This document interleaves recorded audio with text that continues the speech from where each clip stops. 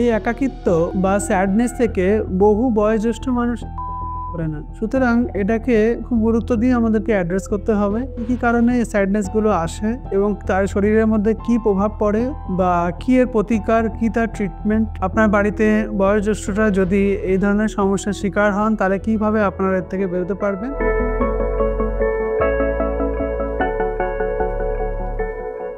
আমি doctor S K. Zaman, consultant psychiatrist, Calcutta national medical college. আজকে এই বয়োজ্যেষ্ঠদের নিয়ে বা এলডারলিদের নিয়ে কিছু কথা বলি। এলডারলিরা মানে হচ্ছে 60 বছরের ঊর্ধ্বে যাদের বয়স। এখন আমাদের ভারতবর্ষ যত উন্নত হচ্ছে, যত আমরা ডেভেলপিং থেকে ডেভেলপ কান্ট্রির দিকে যাচ্ছি, তত আমাদের এই বয়োজ্যেষ্ঠ লোকেদের সংখ্যা বৃদ্ধি পাচ্ছে। সবাই ভালো ভালো ওষুধ বেরোনোর জন্য এবং লাইফস্টাইল মডিফিকেশনের জন্য বা একটু ইনফেকশন কমে যাওয়ার জন্য অনেক দিন করে বাঁচছেন এবং দেখা যাচ্ছে এই বয়োজ্যেষ্ঠ পপুলেশনটার সংখ্যা অনেক বৃদ্ধি পাচ্ছে। কিন্তু এই অনেক ভিড়ের মধ্যেও অনেক ক্রাউডই আমাদের দেশ, বহু মানুষ আমরা জনসংখ্যার বিচারে প্রায় প্রথম, কিন্তু এই এল্ডারলি যারা বয়োজ্যেষ্ঠ যারা তারা এই অনেকের মধ্যে থেকেও ভীষণভাবে একা। একটা স্টাডি বলছে প্রায় 1/3 এই বয়োজ্যেষ্ঠ মানুষরা তার একাকিত্ব বা স্যাডনেসে ভুগছে। এই লোনলিনেসটা আর একটা স্টাডি বলছেন যে বয়স্ক লোকেদের প্রায় 15টা সিগারেট খাওয়ার সমান ক্ষতি করে পার ডে। তাহলে আপনি ভাবুন, পার ডে 15টা সিগারেট একজন মানুষ যদি খায়, এই 15টা সিগারেটের সমান ক্ষতি তার শরীরে যে প্রভাবটা পড়ে, তিনি একাকিত্বে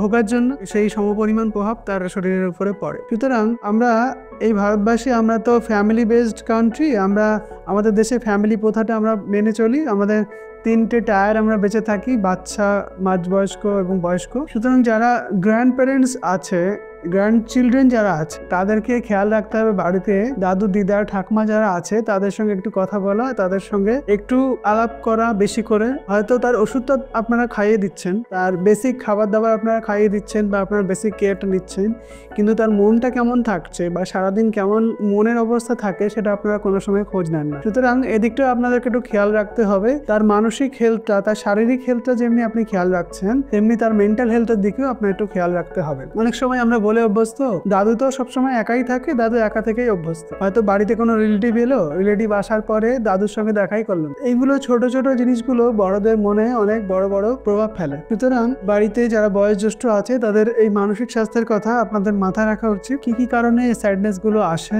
এবং তার শরীরের মধ্যে কি প্রভাব পড়ে বা কি এর প্রতিকার, কি তার ট্রিটমেন্ট। আপনার বাড়িতে বয়োজ্যেষ্ঠরা যদি এই ধরনের সমস্যার শিকার হন তাহলে কিভাবে আপনারা এর থেকে বেরোতে পারবেন, এগুলো আমি আমার পরের ভিডিওতে বলবো। আমার এই ভিডিওটি আপনারা বেশি বেশি করে শেয়ার করুন, যাতে মানসিক স্বাস্থ্য সম্পর্কে আমরা আরো বেশি বেশি করে জানতে পারি। এবং ভিডিওটা ভালো লাগলে লাইক করুন এবং আমার চ্যানেলটি সাবস্ক্রাইব করুন।